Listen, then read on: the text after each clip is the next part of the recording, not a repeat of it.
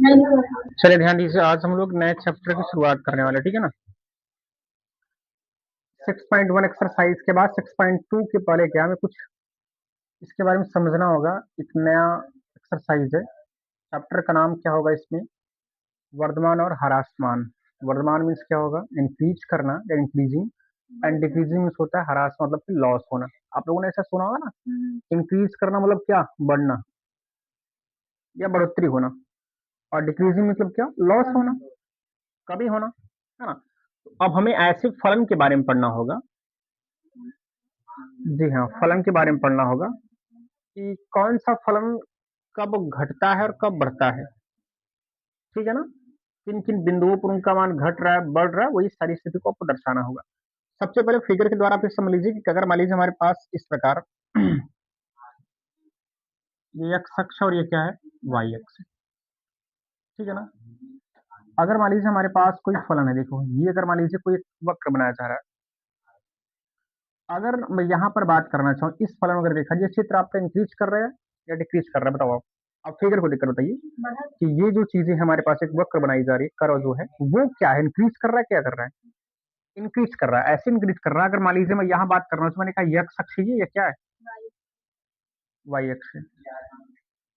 यदि मैं यक्स अक्ष की बिंदुओं की बात करें, किसी बिंदु की बात करना चाहूँ, किसी अंतराल की बात करना चाहूँ, अगर इस पॉइंट पे ध्यान दीजिए, यक्स का मान मान लीजिए यहाँ पर कुछ 2 3 4 कुछ भी लिखा जा रहा है, अगर मैं यक्स का मान लीजिए यहाँ कुछ ले रहे हैं तो वाई का मान कुछ होगा कि नहीं। अगर मैं यहाँ यक्स का मान कुछ ले रहा हूँ तो यहाँ वाई का मान कुछ हो रहा है कि नहीं, हो रहा है ना। यहाँ अगर यक्स मान कुछ बढ़ रहा है, मतलब यक्स मान बढ़ा रहा हूँ मैं, और यक्स के मान को बढ़ाने के साथ साथ देखिए क्या वाई का भी मान बढ़ जा रहा है क्या।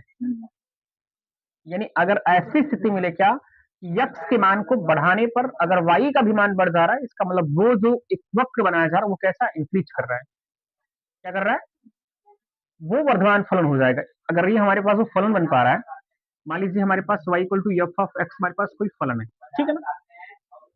अब पूछा जाए ये फलन किस प्रकार का है, वर्धमान है या ह्रासमान है, तो हमको ये देखना पड़ेगा कि अगर यक्स का मान बढ़ाने पर, किसी अंतराल पर, किसी पॉइंट पर, किसी बिंदु पर यक्स का मान बढ़ा रहा तो वाई का मान भी बढ़ रहा है। जैसे जैसे यक्स का मान बढ़ाता चला जाए, जैसे अगर यहाँ पर यक्स की बात करना चाहूँ तो यक्स मान बढ़ा है कि नहीं, क्योंकि अगर इसकी आप इसकी अगर तुलना करें इसके साथ या इसकी तुलना करें इसके साथ तो ये बड़ा है। ये यक्स का मान अगर लिया गया तो क्या वाई यक्स का मान भी बढ़ेगा कि नहीं, इधर कहीं बनेगा ना भैया। यानी यक्स का मान अगर बढ़ाने पर अगर वाई का भी मान क्या हो रहा है, बढ़ जा रहा है, तो इस स्थिति में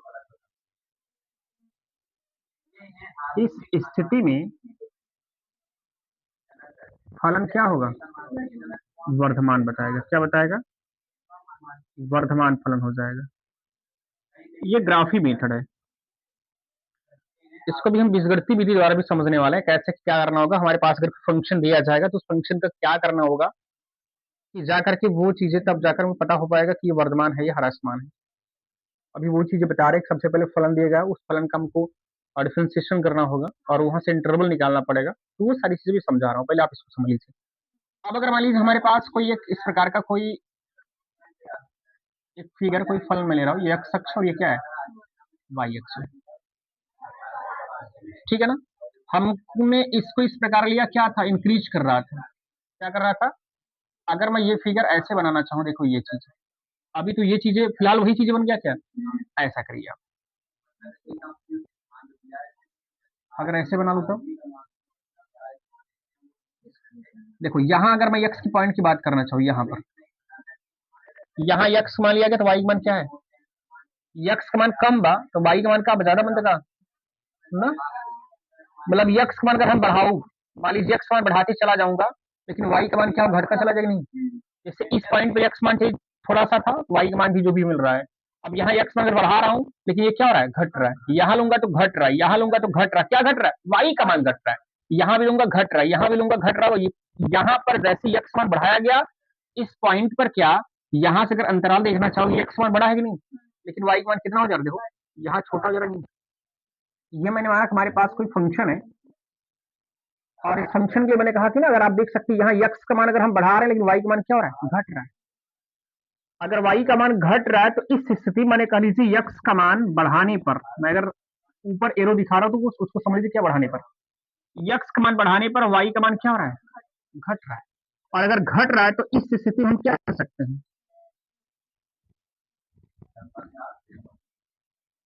इस स्थिति में फलन किस प्रकार का है, फलन ये हरास ऐसे लिखा है, ह लिखे बाद ये लिखा जाएगा हरास मान, ये आपका हो। आपने फिगर के दौर देखा। और इसमें एक चीज और है क्या, इससे दो चीजें पढ़ना। अभी आप देखेंगे क्वेश्चन को सॉल्व करते हैं, एक तो वर्तमान ह्रासमान पूछेगा और एक पूछेगा निरंतर वर्तमान और निरंतर ह्रासमान पूछेगा। निरंतर मतलब क्या, कंटिन्यू मतलब चलना है, मतलब लगातार, क्या लगातार। उसके लिए भी फिगर हम समझा रहे हैं आपको, ये नोट करना चाह रहे हैं, नोट कर लीजिए फटाक से, फिर आगे बताएं। चलिए सुने, अब हम ये समझेंगे कि किस प्रकार के फलन ह्रासमान होंगे, या निरंतर ह्रासमान, या वर्तमान, या निरंतर वर्तमान, ठीक है ना। देखो इस फिगर को आप ध्यान दीजिए थोड़ा सा, ये फिगर जो है इंक्रीज कर रहा है, लेकिन इस पॉइंट पर आपको देखिए कुछ बैक कम नहीं हो रहा है, ये इंक्रीज कर रहा है, लेकिन यहाँ कुछ समय के लिए ब्रेक करके थोड़ा इधर से हट जा रहा है, मतलब इसका सीधा जो डायरेक्शन था वो नहीं, थोड़ा सा हट करके फिर इधर चला गया, मतलब यहाँ पर थोड़ा सा कंटिन्यू, मतलब क्या लगातार जाना है। और यहाँ लगातार नहीं, यहाँ से लेकर यहाँ तक लगातार जा रहा है, लेकिन यहाँ थोड़ा सा ब्रेक करके फिर इसका रास्ता बदल जा रहा है, तो ये आपका जो होगा वो वर्धमान मिलेगा। अभी हम लोग एक बीजगणितीय मेथड पढ़ने वाले हैं, हमारे पास जो फंक्शन दिया जाएगा, तो उस फंक्शन में अगर उस फंक्शन का डिफरेंशिएशन करने पर अगर उस ग्रेटर देन जीरो, अर्थात जब डैश एक्स का जो मान होगा जीरो से बड़ा होगा, तो वो वर्धमान मिलेगा। अभी वो चीजें बताऊंगा पुनः आपको, लेकिन आप यहाँ लिख लीजिए समझाने के लिए थोड़ा सा।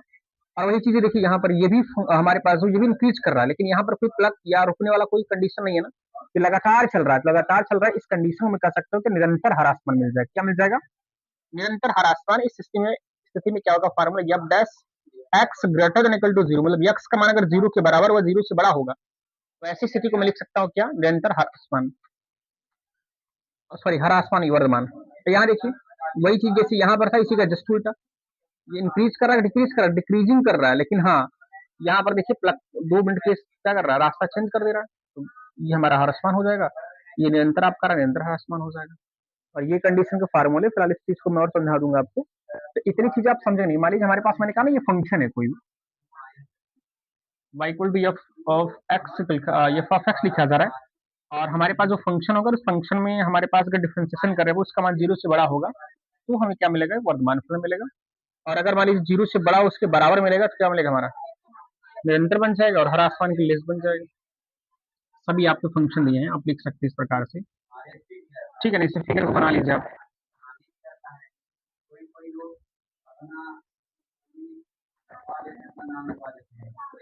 ठीक, अब इसके बाद हम इसको पढ़ने वाले हैं क्या, कि अगर हमारे पास कोई फंक्शन दिया जाए, उसको अलजेब्रिक मेथड से कैसे कर पाएंगे, कौन सा कब वर्धमान बनेगा और कब ह्रासमान बनेगा, ठीक है ना। चलो इसे रफ करते हैं, उसके बाद फिर सुनिए। मान लीजिए हमारे पास अगर कोई फंक्शन है y equal to F of X करके लिखा जा रहा है, नहीं सुनना है, पढ़ा रहे हैं। अगर हमारे पास कोई फंक्शन है और आपको चेक करना होगा कि दिए गए फलन वर्धमान होगा या ह्रासमान हो, तो सबसे पहले दिए गए फंक्शन का हम निकालेंगे, जानते हो क्या, डिफरेंशिएशन कर देंगे। यानी कह लीजिए इसका डिफरेंशिएशन करने पर y dash equal to F dash X हो सकता है कि नहीं, y डैश को मैं D Y by D X पे लिख सकता हूँ, आप लोगों को बताया जा चुका है। यानी सबसे पहले दिए गए फंक्शन का क्या करने वाले हैं, अवकलन डिफरेंशिएशन करेंगे। इसके बाद हम स्टेप भी लिखवा रहे हैं। मान लीजिए हमारा ये तो क्वेश्चन का फर्स्ट स्टेप, सेकंड में क्या होगा, उसका डिफरेंशिएशन कर देना होगा। थर्ड कंडीशन ये कहता है क्या, कि आप एफ डैश एक्स का जो मान होगा वो जीरो पुट कर दीजिए। हम इसलिए करेंगे क्योंकि जब एफ डैश एक्स मान जीरो पुट करेंगे, तो वहां जाकर हमको बिंदु प्राप्त होगा, अर्थात अंतराल प्राप्त होगा। अगर अंतराल जो प्राप्त हो रहे हैं, मान लीजिए हमारे पास अंतराल मिल सकते हैं, ए मिल सकते हैं, बी मिल सकते हैं, सी मिल सकता है, मतलब एक भी मान मिल सकता है, एक्स के एक भी मान प्राप्त हो सकते, दो भी प्राप्त होगा, तीन भी प्राप्त होगा, जितने भी मान प्राप्त होंगे ये वैल्यू उठा करके आप फंक्शन में पुट कर देंगे। यानी जाकर के यहाँ जो कांस्टेंट वैल्यू प्राप्त होगा, वो कांस्टेंट वैल्यू यहाँ उठाकर रखेंगे। रखने पर अगर उस समय उसकी value F F of x कह लीजिए, ये फॉक्स एक्स का मान अगर मान लीजिए प्लस में आ रहा है तो वर्धमान बनेगा, और माइनस में आ रहा है तो ह्रासमान। चेक करेंगे ना आप ये चीजें, अभी किसी क्वेश्चन करवा रहे हैं वो चीजें क्लियर हो जाएगा, ध्यान दीजिए आप। ये कुछ ऐसे 2-3 स्टेप आपको करना है बस, ठीक है ना। हाँ, तो ये स्टेप करने के बाद जो है आपको पता चल जाएगा कि वर्धमान कब प्राप्त होगा और ह्रासमान कब प्राप्त होगा आपका। अब देखिए चीज समझिए क्या मैंने कहा, यब 10 मान का रकबा भैया 0, तो वहां से हमें क्या मिलेगा, अंतराल। अब वो अंतराल की वैल्यू कहाँ रखना होगा, इसमें न रख करके आप इसमें रखेंगे, ध्यान दीजिए, यब डैश एक्स में रखेंगे। जब यब डैश एक्स में रखेंगे और यब डैश एक्स का मान अब यही देखना है क्या, अगर 0 से बड़ा मिले, क्या मिले, 0 से बड़ा मिले तो क्या बन जाएगा, इंक्रीजिंग बन जाएगा हमारा, यानी वर्धमान बन जाएगा। और एफ डैश एक्स का जो मान है अगर 0 छोटा बनेगा तो क्या बन जाएगा, और आसमान बन जाएगा। एक्स का मान अगर 0 के बराबर मिल जा रहा है, उस स्थिति में ना तो ह्रासमान होगा नहीं वर्तमान, लिखा है न तो वर्धमान हो नहीं ह्रासमान, दिया गया फलन इस बिंदु पर न तो वर्धमान हो नहीं ह्रासमान, ये कंडीशन आपको दर्शाना होगा। 2-3-4 स्टेप करना होगा बस, इस प्रकार करने से आपका पूरा लगभग क्वेश्चन इसी प्रकार सॉल्व होगा। और एक्सरसाइज में जितने भी क्वेश्चन है बहुत बड़ा क्वेश्चन नहीं है, किसी किसी में अंतराल पूछा गया है तो किसी में अंतराल ज्ञात करना है, किसी में एक अंतराल लेकर के उस अंतराल के लिए पूछ रहा है क्या होगा, वर्धमान होगा क्या ह्रासमान होगा, ऐसे स्थिति पूछी गई है बस, और कुछ नहीं करना है। अगर मैं एक्सरसाइज के क्वेश्चन को स्टार्ट करूँ, पहला क्वेश्चन,